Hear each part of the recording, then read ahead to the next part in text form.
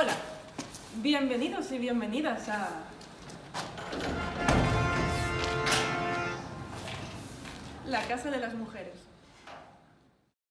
Como podéis ver, aquí están los 3 edificios que componen la Casa de las Mujeres, todavía en obras por una cuarta ola y que visibilizan todas las olas feministas para explicar su lucha, su reivindicación, la historia de las mujeres y la historia del feminismo.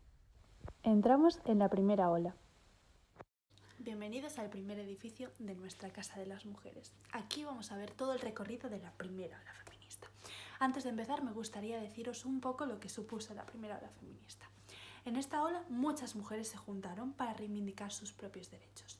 Estamos en un contexto sociohistórico enmarcado por la Revolución Francesa. Aquí, en este momento, se aboga por los derechos y la libertad de las personas y se declaran los derechos universales del hombre y del ciudadano.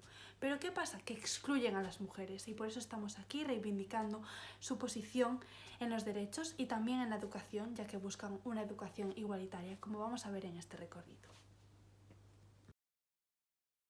Bienvenidos a la primera sala de la primera ola feminista, donde vamos a ver todo este recorrido a través de los códigos QR y los vídeos que mostraré a continuación y que vais a poder visitar de forma libre a continuación. Bueno, me gustaría empezar a hablaros de Poulain de Laval. ¿Por qué? Porque es un precursor del feminismo que nos va a hablar en su libro de la igualdad de los dos sexos sobre por qué realmente esta desigualdad que surge a las mujeres no es de causa natural, sino de un prejuicio cultural. Además, es un pensador francés de la filosofía cartesiana y además también es sacerdote. ¿Y qué pasa? Bueno, que va a ser el primero que va a defender el concepto de una universalidad de la igualdad. Y por ello se va a introducir en este pensamiento feminista y va a dar juego a que surjan muchas más mujeres que vayan a reivindicar sus derechos, como vamos a ver también a continuación. Siguiendo este recorrido tenemos aquí otro código hablando de Olympe de Gouges y bueno, os dejo a continuación poder verlo.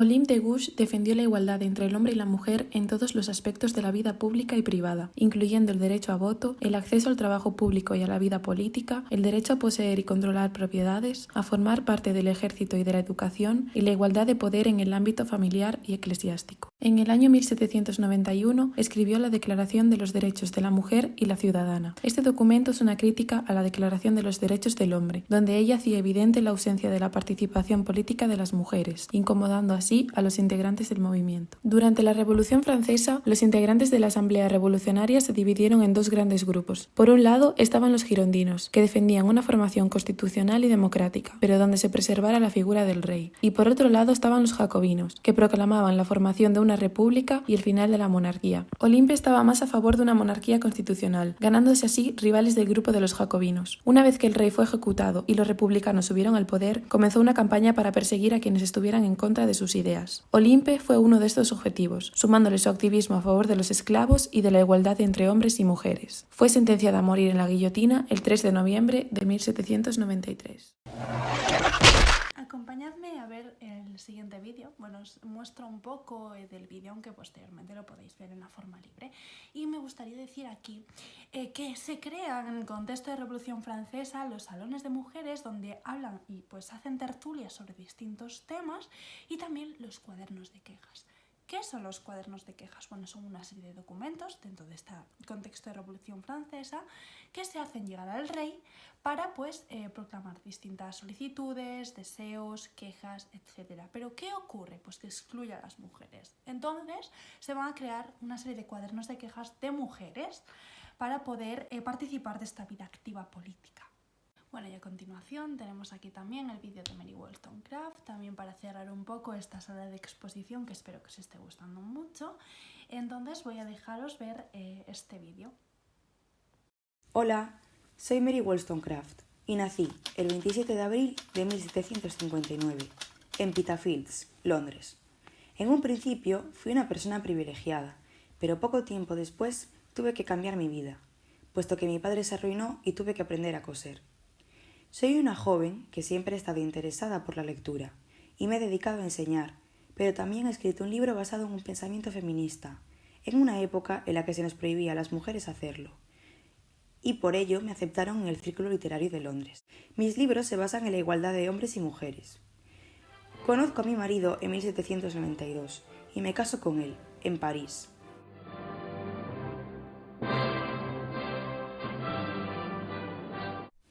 Finalmente me exilian del país y de lo que fue mi casa.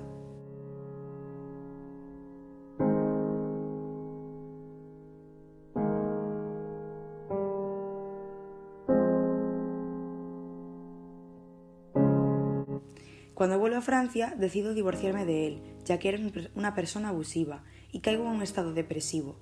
No duermo, no como y no quiero hacer nada. Más tarde se me volvieron a abrir las puertas del amor, porque conozco a William Godwin, con el que tengo 2 hijos, pero a mi pesar fallezco en el parto del último el 10 de septiembre de 1797. Entramos en la segunda ola. Na seguinte habitación podemos encontrar a segunda ola feminista. Para pornos un pouco en contexto, neste século, no século XIX, falando desde unha perspectiva de xénero, foi unha época na que existía unha codificación social consistente na reducción das mulleres á función exclusiva de cuidadoras e dependientes do home. Aún así, esta época supuso un antes y un después en el feminismo, gracias a muchas mujeres que veremos a continuación y que dieron paso a una serie de conquistas en beneficio de la igualdad. Neste contexto e período de tempo, as mulleres empezaron a establecer un discurso emancipador para a sociedade e defendían a postura frente á imaxe reproductora que tiñan. Señalar así que en esta base se asienta lo que conocemos como sufragismo y que tratará de establecer un aire reivindicativo y reforma social y política que garantice los derechos de las mujeres que fueron anulados durante siglos. A expansión do feminismo neste contexto foi moi amplia, abrindo camiños á participación activa na política de moitas mulleres que hasta entonces non podían ser nin militantes nin participar en ela.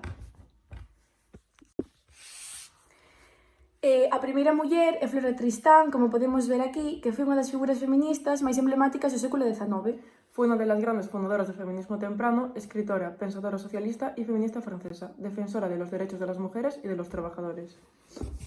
La ley que esclaviza a las mujeres y la priva de la instrucción os oprime a vosotros también, hombres proletarios.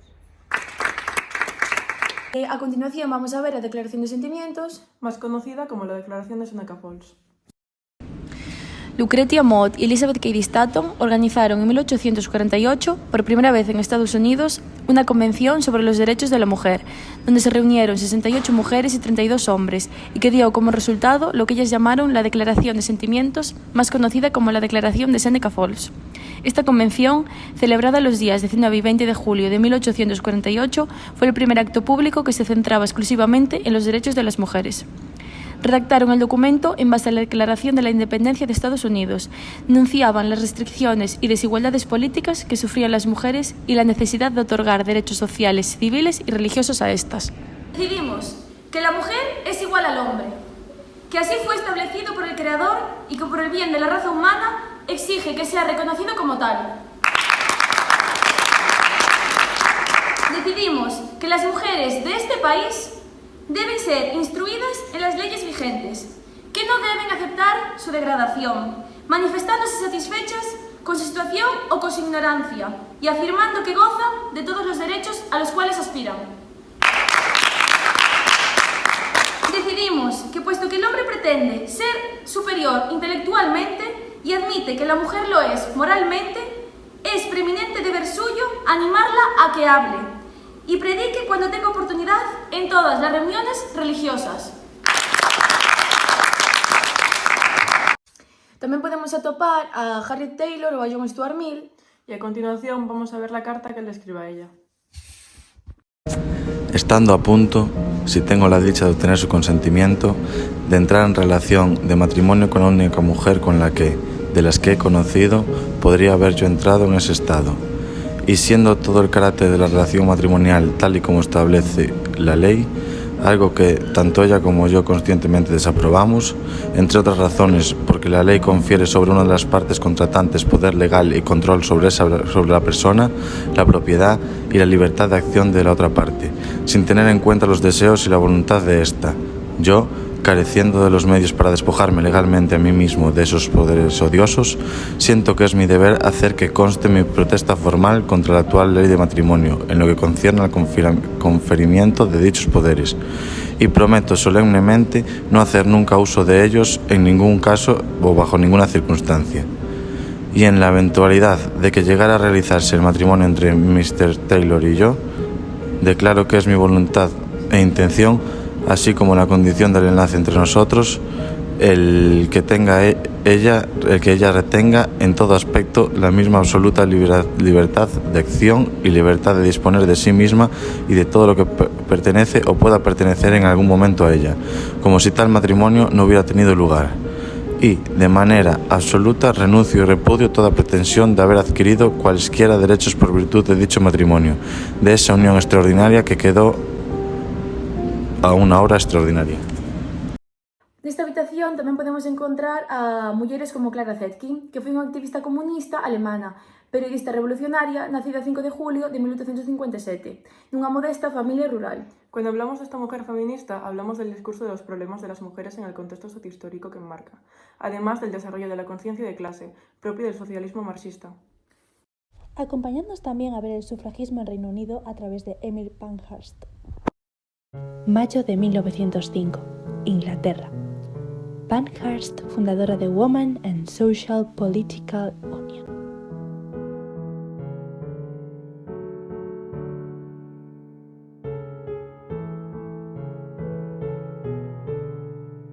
Prefiero ser una rebelde que una esclava.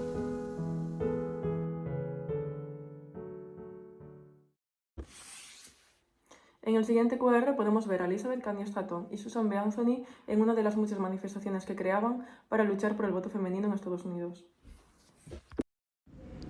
Con la Guerra de Secesión, los feministas tuvieron que suspender todas sus actividades en apoyo de la Unión, para posteriormente ver que los políticos del norte victoriosos seguían negando el voto femenino, pero se lo concedían a los esclavos liberados. Este suceso supuso la ruptura con el abolicionismo y el comienzo de las asociaciones y organizaciones, por lo que Elizabeth Cady Stanton y Susan B. Anthony en 1868 crearían una organización para conseguir el sufragio femenino, llamado National Women's Suffrage Association. Tenía un estilo más radical, buscaban conseguir el voto directamente a nivel federal a través del Congreso, con grandes desfiles, reuniones masivas, marchas, sentadas, etc., representando anualmente una enmienda llamada Enmienda Susan Anthony. Y a continuación veremos el vídeo de boda de Lucy Stone. Si bien reconocemos nuestro afecto mutuo al asumir públicamente la relación de marido y mujer en un acto de justicia para nosotros mismos y en nombre de un gran principio, consideramos que es un deber declarar que este acto de nuestra parte no debe suponer una sanción de ni la promesa de obediencia voluntaria a las actuales leyes del matrimonio, ya que se niegan a reconocer a la mujer como un ser independiente y racional, mientras que confiere al marido una superioridad perjudicial y contra natura, otorgándole a él poderes legales que ningún hombre de honor debería de ejercer y que ningún hombre debe poseer. Protestamos en particular contra las leyes que dan al marido 1. La custodia de la persona que tiene por esposa. 2. El control exclusivo y la tutela de sus hijos. 3. La propiedad exclusiva de la propiedad personal de ella y el uso de sus bienes inmuebles salvo aquellos que previamente se establecieron en ella o se colocaron en las manos de los custodios, como en el caso de menores, dementes e idiotas. 4. El derecho absoluto al producto de la industria de ella. 5. También contra las leyes que dan al viudo un interés mucho más grande y permanente en la propiedad de su difunta esposa, de lo que dan a la viuda en la del marido fallecido. 6. Por último, en contra de todo el sistema por el cual se suspende la existencia legal de la esposa durante el matrimonio, que hace que en la mayoría de los estados ella no tenga una parte legal en la elección de su residencia, ni pueda hacer un testamento, ni demandar o ser demandada en su propio nombre, ni heredar propiedades. Creemos que la independencia personal y la igualdad de los derechos humanos no pueden ser suspendidos, a excepción del caso de la delincuencia, que el matrimonio debe ser una asociación equitativa y permanente, y así reconocido por la ley, que hasta que sea reconocido como tal, las parejas casadas deben proveer en contra de la injusticia radical de las leyes actuales, por todos los medios a su alcance. No siguiente código QR podéis encontrarvos a Alexandra Kollontai. Esta muller naceu en San Petersburgo en 1832 e a súa familia pertenecía á nobleza feudal, con costumbres patriarcais. Desde pequeña fue amante de la lectura, defensora de su independencia y se mostraba indignada por la injusticia y la desigualdad social. Foise estranxeiro e en Zúrich entrou na universidade, profundizando no estudio das leyes económicas e convertíndose cada vez máis nunha marxista ortodoxa. Por último, veremos a Clara Campoamor, muller con moita importancia en España. Pues gracias a ella conseguimos el voto femenino. Señores diputados, lejos yo de censurar ni de atacar las manifestaciones de mi compañera, la señorita Kent, comprendo, por el contrario, la tortura de su espíritu al haberse visto hoy en trance de negar la capacidad inicial de la mujer. ¿Por qué debemos de conceder a la mujer los mismos derechos que al hombre? ¿Son acaso organismos igualmente capacitados? ¿En qué despeñadero nos meteremos si concedemos a la mujer el derecho al voto?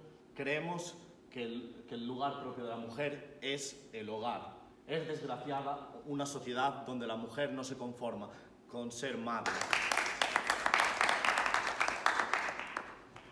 Si afirmáis que la mujer no influye para nada en la vida política del hombre, estáis afirmando, fijaros bien, su personalidad, afirmando la resistencia a acatarlos. ¿Y es el nombre de esa personalidad que con vuestra repulsa reconocéis y declaráis por lo que cerráis las puertas de la mujer en materia electoral? ¿Es que tenéis derecho a hacerlo? No. Tenéis el derecho que os ha dado la ley que hicisteis vosotros, pero no tenéis el derecho natural fundamental, que se basa en el respeto a todo ser humano, y lo que hacéis es detener un poder. Dejad que la mujer se manifieste y veréis cómo ese poder no podéis seguir detentándolo. Y entramos a la tercera ola. En cuanto al contexto de la tercera ola, podemos decir que surgieron diferentes cambios, tanto políticos como sociales. Esta ola comienza en el año 1980 y termina en el año 2010. Existen diferentes sucesos de los cuales debemos recalcar la creación del Instituto de la Mujer, gracias a la Ley 16/1983. Esta ley permitió materializar muchas de las conquistas femeninas. Además, las labores de este instituto ayudaron a la sensibilización social y permitieron que las mujeres pudieran entrar en la agenda política española. Si nos centramos en el ámbito de la violencia de género, se crearon nuevas leyes, como la Ley 1/2004. Y además se permitió la interrupción del embarazo en personas que tienen entre 16 y 18 años. A continuación, os dejamos con un vídeo de Simone de Beauvoir.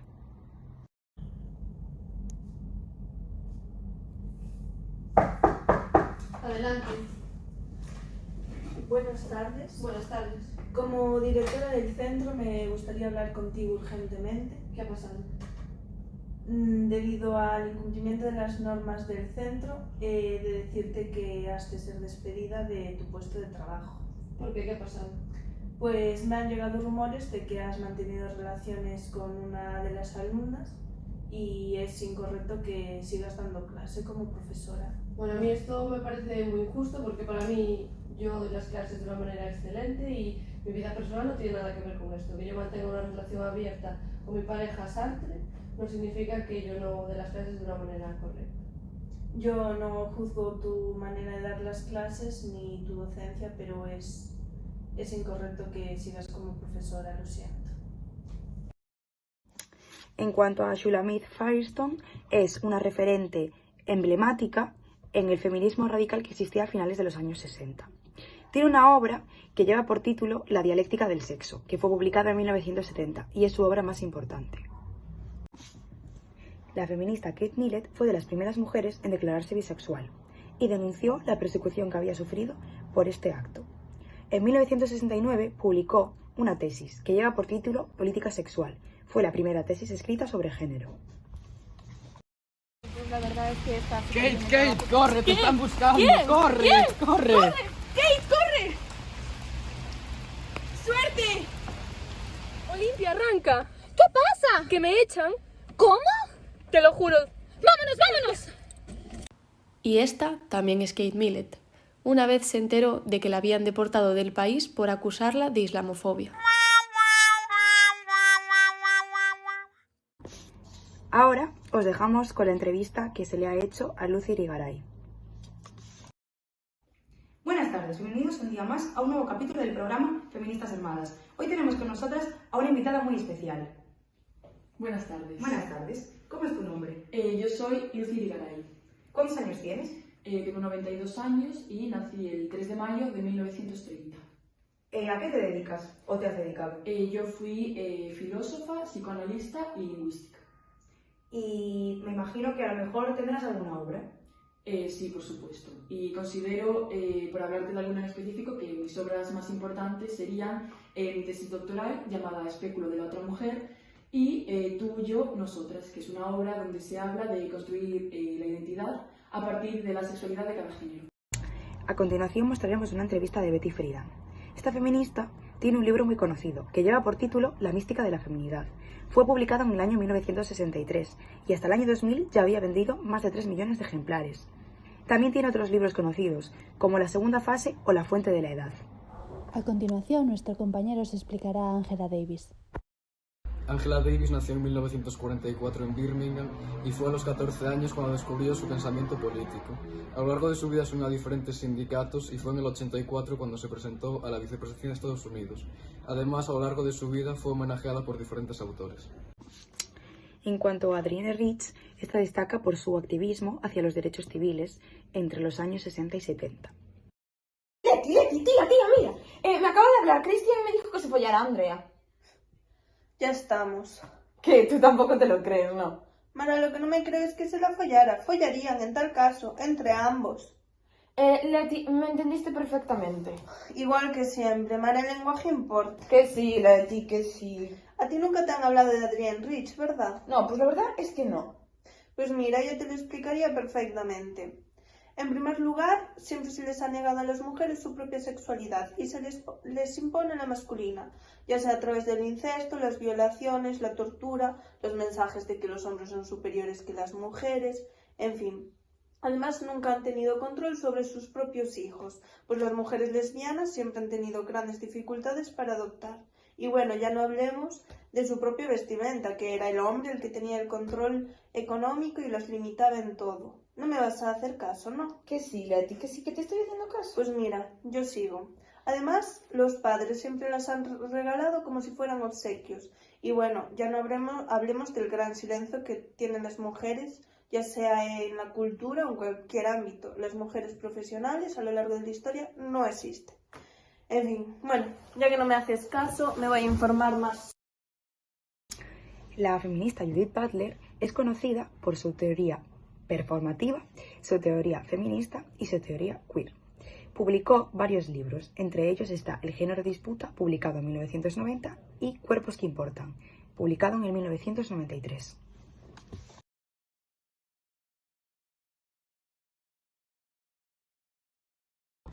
Finalmente terminamos esta ola con un vídeo de Audre Lorde y Monique Witting. Aquí podréis ver la entrevista a Audre Lorde, feminista afroamericana que reivindicó los derechos civiles. No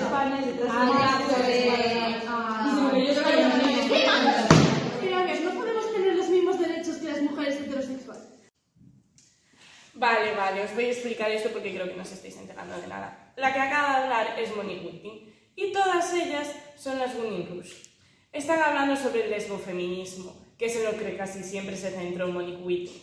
Y lo que hablan es que había una época en la que se pensaba que las mujeres lesbianas no tenían que tener los mismos derechos en el feminismo que las mujeres heterosexuales, lo cual no es así. Aparte de destacar por eso, destacó porque hablaba mucho sobre el uso del lenguaje y que este perpetuaba unas clases sociales que no correspondían. Y progresamos la lucha en la cuarta ola, que es el reflejo de lo que somos todas y todos nosotros.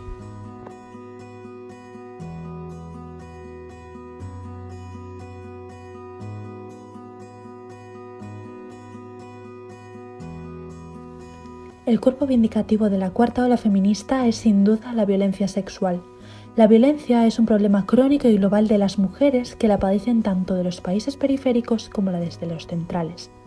La violencia sexual es un poderoso mecanismo de control social que impide a las mujeres tanto apropiarse del espacio público como hacer uso de su autonomía y libertad. La lucha contra la violencia sexual ha calado tan hondo entre las mujeres de todas las edades y ha tomado tal fuerza que está ampliando el marco de la definición de violencia, incluso de aquellas que han estado más naturalizadas.